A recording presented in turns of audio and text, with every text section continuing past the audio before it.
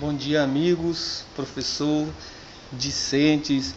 Eu irei falar sobre o corpo através do tempo. Na nossa viagem, nós percebemos que o corpo é corpo. O corpo, ele não está separado da mente e nem de outras partes. Nós somos corpo e nós somos mentes, um em um. Muitos estudos, muitos historiadores, muitos pensadores e até a humanidade em geral tentam separar corpo e mente, mas isso é impossível. As nossas experiências corporais, elas são concretas, elas estão aí. O que nós sentimos na nossa mente reflete no nosso corpo e vice-versa. Nós não conseguimos nos separar um do outro.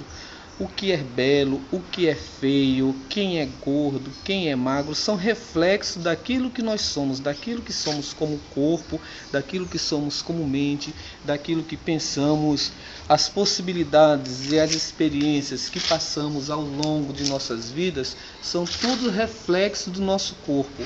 O que antes pensava-se como belo, como bonito, como grande, como pequeno, como forte ou fraco, são tudo reflexos e são momentos que nós vivemos em determinados períodos e época. Nós sabemos que a religião já influenciou bastante na nossa vida em relação ao que é corpo, o que era pecado, o que era certo, o que era errado. Nós vemos que hoje as academias, o belo está aí, tem que ser sarado, tem que ter uma concepção de um corpo, esquecendo que nós somos isso. Todo bem e todo mal que nós fazemos ao nosso corpo, estamos fazendo a nós mesmos. Nós não somos seres divisíveis.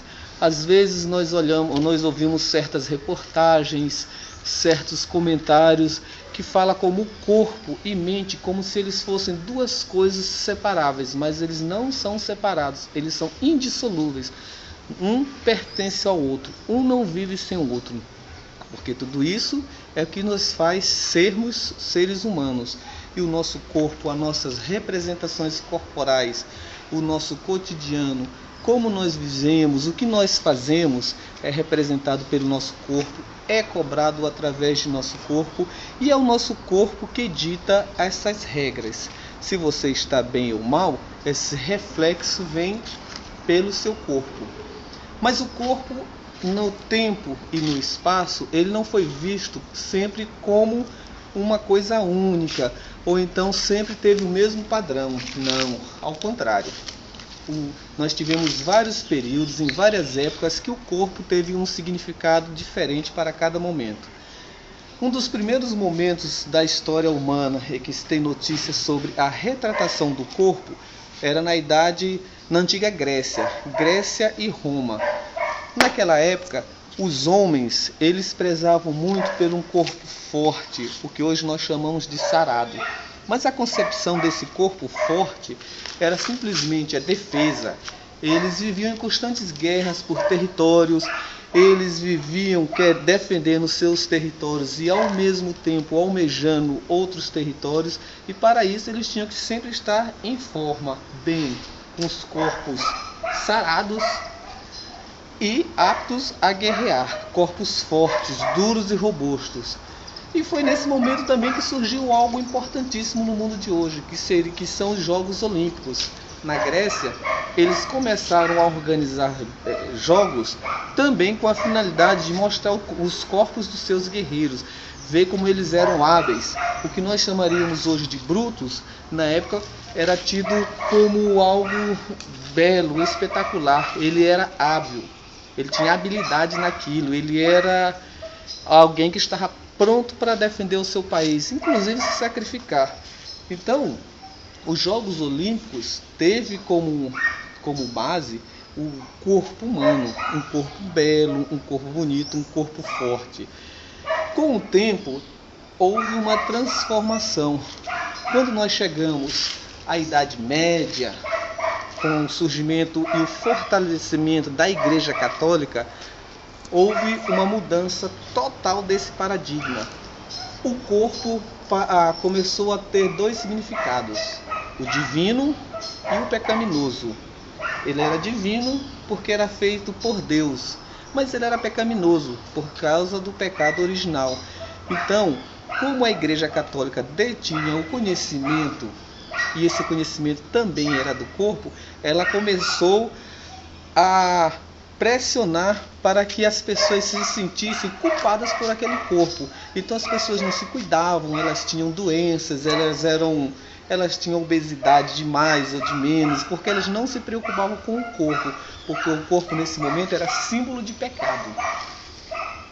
Mais um pouco nós tivemos as revoluções na idade contemporânea, a idade moderna, nós tivemos aquelas revoluções.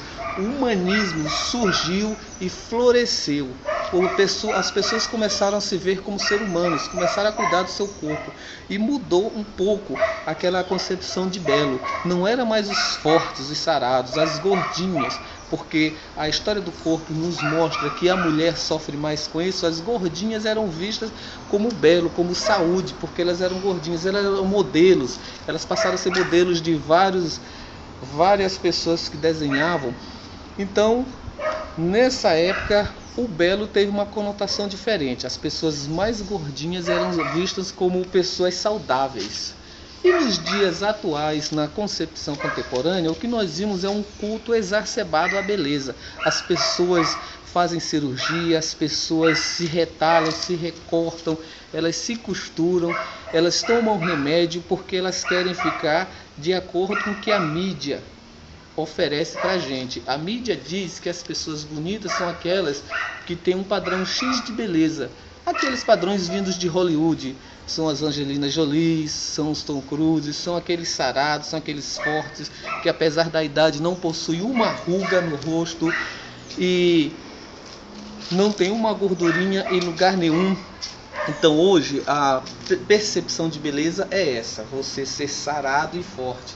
Então, como fim desse meu trabalho, eu quero dizer que o belo não é ser gordo, não é ser magro, é você ter saúde.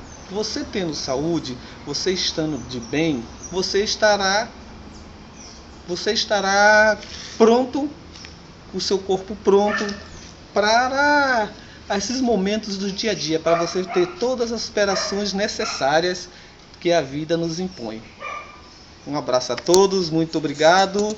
E participou desta filmagem a minha esposa Sheila. Beijo, te amo.